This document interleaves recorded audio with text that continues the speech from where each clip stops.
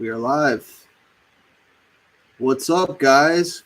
Goons, episode 19. You know what it is. It is the most trash show on YouTube.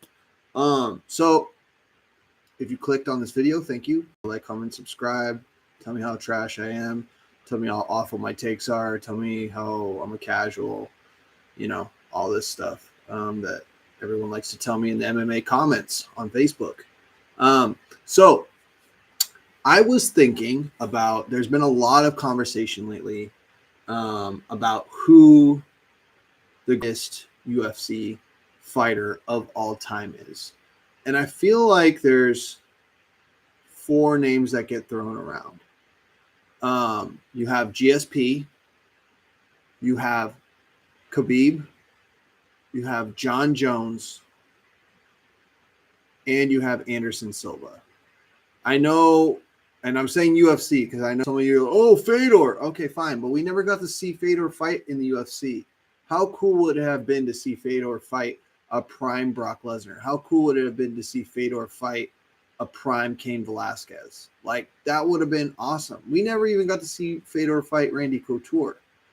And it was just a different era. So I'm leaving that alone. I'm sticking to the UFC. I fell in love with MMA through Pride. But then all my favorite fighters from Pride, Quentin Jackson, Vanderlei Silva, Shogun, Dan Henderson, all moved to the UFC. So then I started watching UFC. That's how my journey started. So I believe that happened around 2004, 2005. And then I started watching UFC. And I was just thinking about this because, like, a lot of people lately have talked about Khabib as being the best, because if you look at how he fights, he only lost like 1 or 2 rounds his whole career, which is actually totally phenomenal. He defended the belt. He effectively cleared out the division. We never got to see him versus Charles Oliveira, which in hindsight now would have been the fight, right? Like, if we knew what we know now, that would have been the fight. But at the time, Charles had a reputation for quitting, for giving up, for missing weight, for being undisciplined, for not having the vigor that a champ should have, right? The story on him was always, he has all the talent in the world, he just doesn't have the heart and isn't able to put it together, right? Now we know that's all BS. And whatever it was he had going on, he's moved past that. If anyone shows heart, it's him, because the damn dude gets knocked down in every fight. But I digress. The reason why I personally don't have Khabib as the number one UFC GOAT is simple.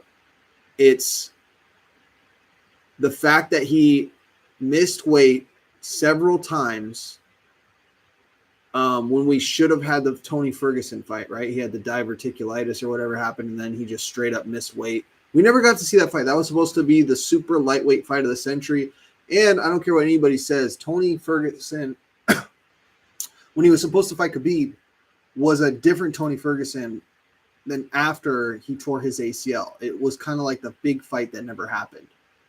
So, and then on top of that, I do believe Khabib would have some serious success if he moved up to 170 pounds. I don't know if he beats Colby Covington, Kamaru Usman, the actual brass of that division. I think he could ragdoll most guys in that division because he's a huge lightweight. But I don't know if he moves up and he gets the belt. John Jones, I don't have an argument necessarily against it, but I also don't think he is the GOAT to me. And here's why. You have to separate the man from the athlete in this sport, because the reality is, in combat sports, the best fighters, Mike Tyson, Muhammad Ali, Frazier, Foreman, the list goes on and on and on. Duran, who else is up there? Oh, Julio Cesar Chavez, probably the best boxer ever to me. Outside of maybe Floyd, which some people would say, is arguably the greatest. Most of these guys come from the dirt. They struggle. And when you struggle, you have a different level, in my opinion, of animal in you that you need to have to be an amazing, great combat athlete. You don't need to have it, but it's just so common in great champions that I don't think it's a coincidence. I think you need to struggle. I think that is a part of what takes you to that next level of savagery that you need to have in combat sports. Floyd's an anomaly because he's a scientist. He's not a destroyer of man. He's a scientist in there. So it's a little different with him. He's an artiste, but I'm not going to get too sidetracked with that. John Jones, I think, is easily the most gifted of athletes we've ever seen. I mean, if you just look at the pure genetics of his family, right? He probably realistically could have gone pro in multiple sports, right? Like his two brothers both made it in the NFL and had long, good careers. And, his brother plays DN for the Raiders right now. He just got traded from the Raiders, I think, to the Raiders from the Cardinals. Is like one of the greatest DNs in the league still today after like 10 years of being in the league. He's amazing. So the genetics are there for greatness. I think the problem with John Jones is there's been too much controversy. Okay. Like I just said, you got to separate the athlete from the man, but he loses his belt. He can't keep his stuff together. We've seen him be dominant. We've also, I've watched the Gus versus John Jones fight, the first one, so many times, and I flip-flop every time. I can't decide who won that damn fight. And also, I straight up think Dominic Reyes beat John Jones. I had it 3 rounds to 2. I felt that John Jones didn't hold the center of the octagon. The striking was pretty even, but Reyes was coming forward. And to Reyes' credit, I felt like he busted up John way more than John busted up him. John, of course, had some really amazing highlights that he, backspinning elbows and stuff like that always gets the oohs and ahs. But if you just want to talk meat and potatoes of who inflicted more damage, I personally thought Reyes won that fight. My opinion. The other caveat with John Jones, which he has time to correct. There's time. We never saw him move up, right? He's 6'6". He has a skinny frame for a guy who's 6'6", especially from the waist down. Like his legs are miraculously skinny, if you're talking calves. But he has anybody who's 6'6" could fight in the heavyweight division, I feel. There's just too much mass that comes with a frame, even if you are nicknamed Bones, right? That you could make 205. To the heavyweight division above 205. We have yet to see him fight at heavyweight. We know DC could fight effectively at heavyweight, but we can't give John Jones heavyweight credit because he beat a heavyweight champion because he never fought at heavyweight. Who knows how that fight plays out different? Who knows how John's gas tank works at heavyweight versus 205? Who knows if his wrestling is as effective? Who knows if he's able to implement range and distance against guys in a division where everyone is 6'6", it seems like, right? It's not like 205 where, you have guys that are 5'10" all the way to like 6'4", but he was and still is the longest guy that's ever been in the 205 division. So he was, in some sense, bigger than everyone else, at least longer. And he is an expert at using his range. But so the jury is still out. We don't know if we're ever going to get that fight. It just seems like year after year we hear about how big he is, how great he looks in training, and like, okay, let's just see the damn fight already, okay? But to me, John Jones, I can't call him the greatest simply because there's just too much evidence that the majority of his career, if he just popped once, you know what I'm saying, for banned substances one time, we could say, okay, maybe he juiced once.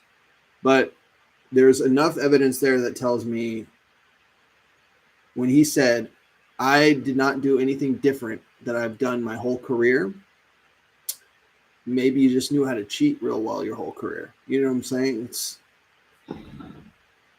your brothers play in the NFL. The NFL is a juice factory, man. They don't even take suspension seriously. It's, you got popped for HGH, man. Sit out 3 games and we'll dock you $100,000 even though you're a millionaire.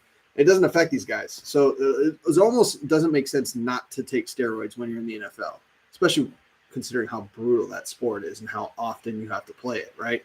At least 17 times now in a year. That's insane to me.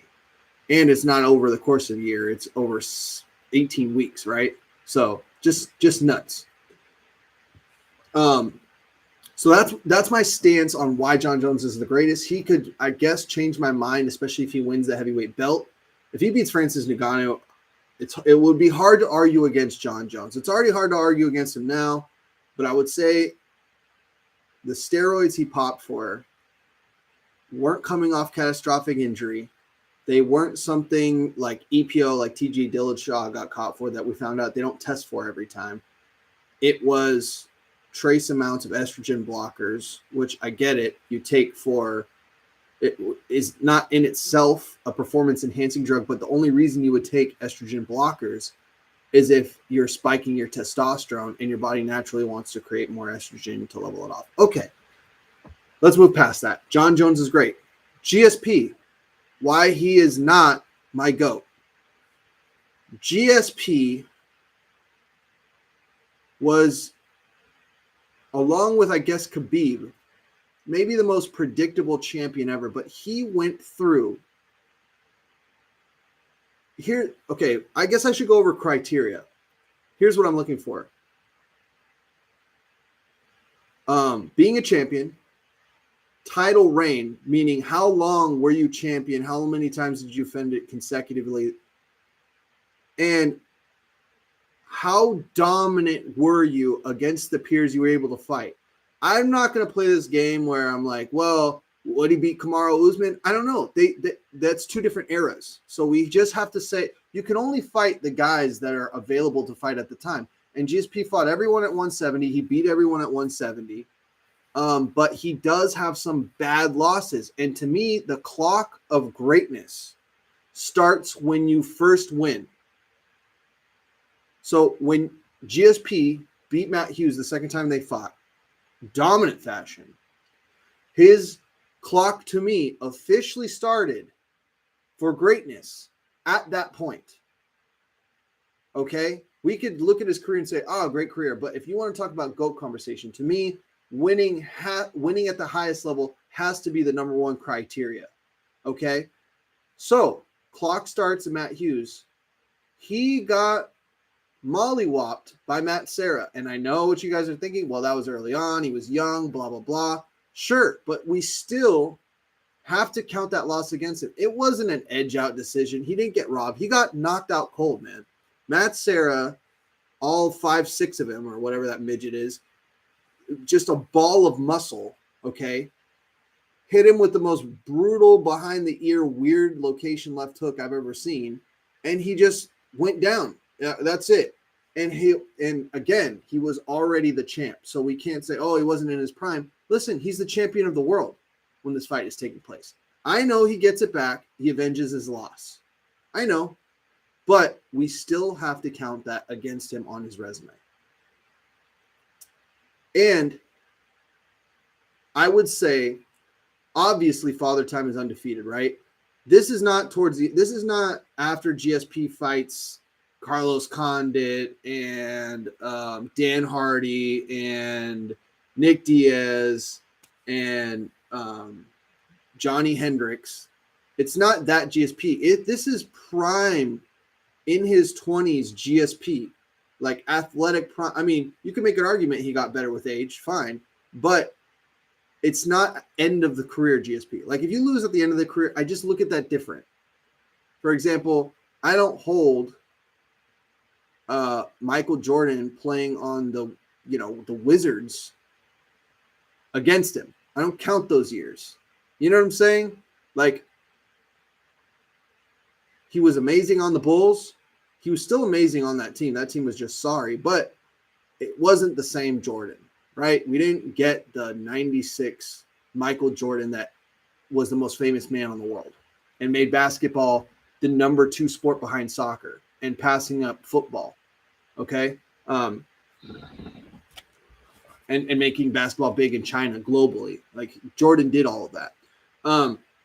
So if you lose at the end of your career, I look at that differently than I would, losing when you're in your prime, if that makes any sense. Here's why I feel Anderson Silva is the greatest fighter of all time. So we talked about duration. From 2006, he won his first title. He defended that title for 7 years. To give you guys context, 7 years in combat sports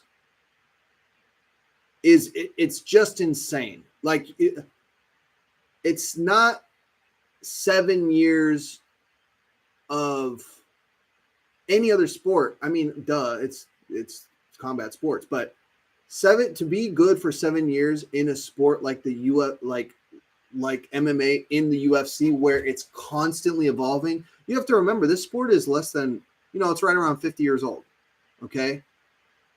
And it is definitely evolved past, okay, what happens when Taekwondo fights sumo guy? I think we can officially say the clock on the UFC starts with Royce Gracie. Okay. Because then we learn, okay, jiu-jitsu is the way, but you got to know a little bit of striking just so that you're somewhat of a threat. But jiu-jitsu and grappling is definitely, like, if you're a Taekwondo guy and you don't have that in your arsenal, you will lose. It's not, you might lose. It's a fact that you will lose. There's levels to this thing. And now, it's everyone understands that, right? So everyone's well-rounded. The worst striker in the UFC can knock any dude on the street that's in great shape out. The worst striker.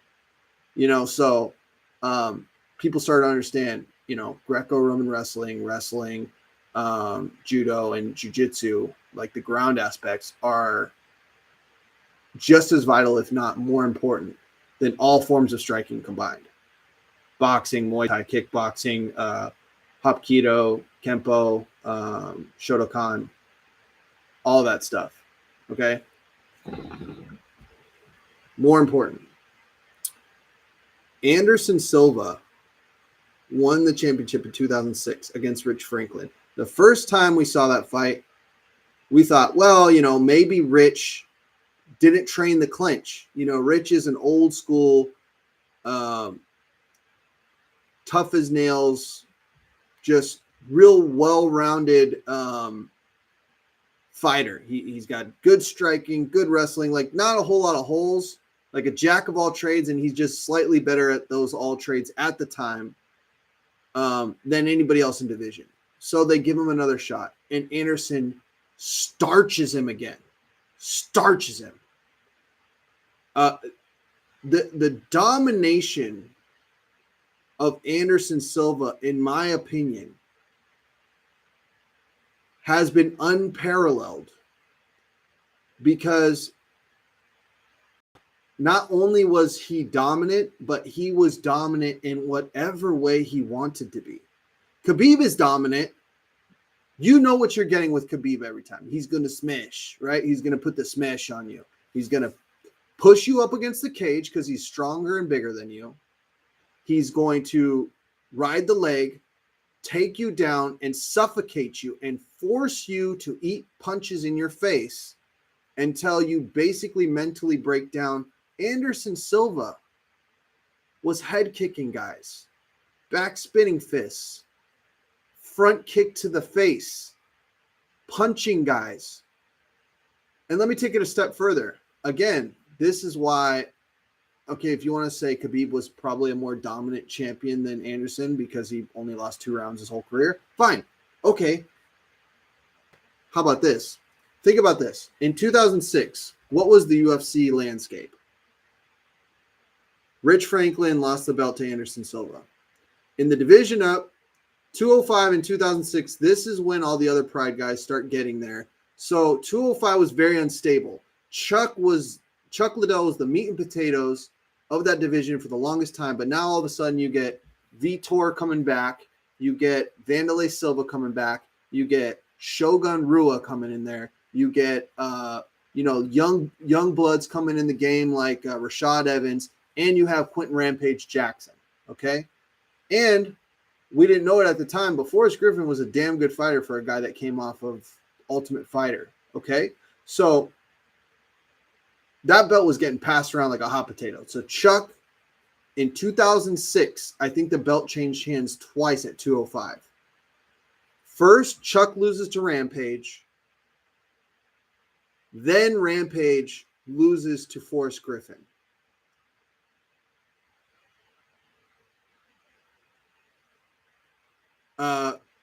Scratch that. Rampage was like 2007, I want to say. No, 2008, Rampage lost to Forrest Griffin. Okay. And Rampage won the belt against Chuck Liddell and then beat Dan Henderson to unify the two belts from Pride and also UFC. Okay. So Rampage still has the belt, and then Rampage eventually loses to Forrest Griffin. This is in 2008. Okay, so in 2008, the 205-pound champion of the world in the UFC was Forrest Griffin. Does anybody remember the next year? This wasn't 3 years later. This is a calendar year later, 365 days later. Forrest Griffin was no longer the champion. He lost to Rashad. Okay, whatever. But he was the champion. He was a top 5 205-pound fighter. He could have easily still been the champion at that time if he got injured, right? And didn't take the fight against Rashad, whatever. And then they did the whole Ultimate Fighter thing because Rampage and Rashad hate each other and they made them fight, right? Okay.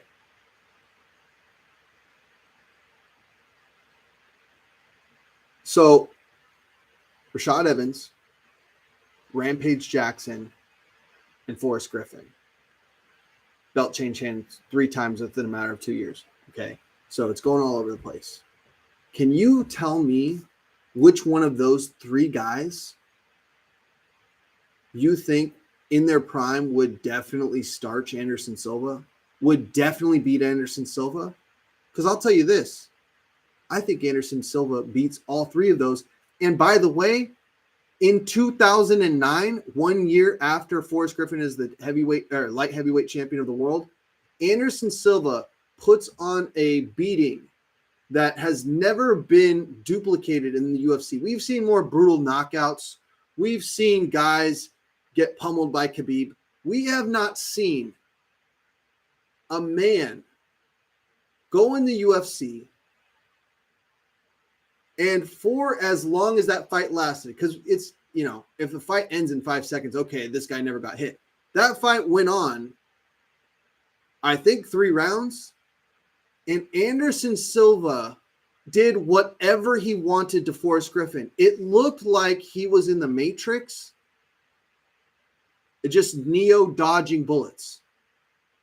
Forrest Griffin looked like an amateur, and it was so masterful. It was an absolute beatdown. Like, it wasn't competitive, guys. And this is the 205-pound champion a year ago. Anderson Silva moves up for fun, because nobody else in 185 wants to smoke, and nobody at the time really was worthy. Okay, that they're trying to bring up dudes like Talis Latis and all these losers, right? At the time, he says, "Fuck it, I'll go up to 205. Who you got? Who needs work?" They say, "How about last year's 205-pound champion of the world, Forrest Griffin, who's also like 30 pounds bigger than you, probably." Yeah, whatever, and starches him. He knocked him out with a jab. It was, I think, the most masterful display of striking I have ever seen. Be able to do, Anderson could have ended that fight whenever he wanted, but to be able to go up there and punish him and do it in an artistic way and make it look as beautiful as it looked. That was a 205 champion. Okay, but Tyler, that wasn't the champion at the time. Okay, do you think Rashad beats Prime Anderson Silva? In 2007 or 2008, was anybody in 205 division, I'm being real here, capable of beating Anderson Silva? Maybe Shogun? Maybe Shogun? Um, yeah, that's it. I honestly think he starches Rampage. Sorry, and that's like one of my favorite fighters all time. Sorry, Rampage, love you. But I think Anderson Silva starches Rampage. I think Anderson Silva destroys Rashad Evans. We saw what happened when he fought Forrest Griffin. I don't think that version of Forrest Griffin was a whole lot different than the one that won the 205 title. And then consider this, guys. Who was the champ in 2007, 2008 at heavyweight? Oh, wait. It was Randy Couture. Randy Couture easily made 205 pounds. Randy Couture got knocked out by Lyoto Machida at 205 pounds with the same front kick that Anderson Silva made famous. I know MMA math doesn't work, but I think Anderson Silva and Lyoto Machida, as far as their understanding of range and their style of striking, is a fair comparison. I think if the UFC was able to, like they probably would now, allow Anderson Silva to fight for the 205 belt and the heavyweight belt, they could have, and he would have won them all. He wouldn't have held them. Obviously, John Jones probably beats Anderson Silva. That's the prodigy who's bigger and longer and stronger. Obviously, Brock Lesnar is probably just way too damn big.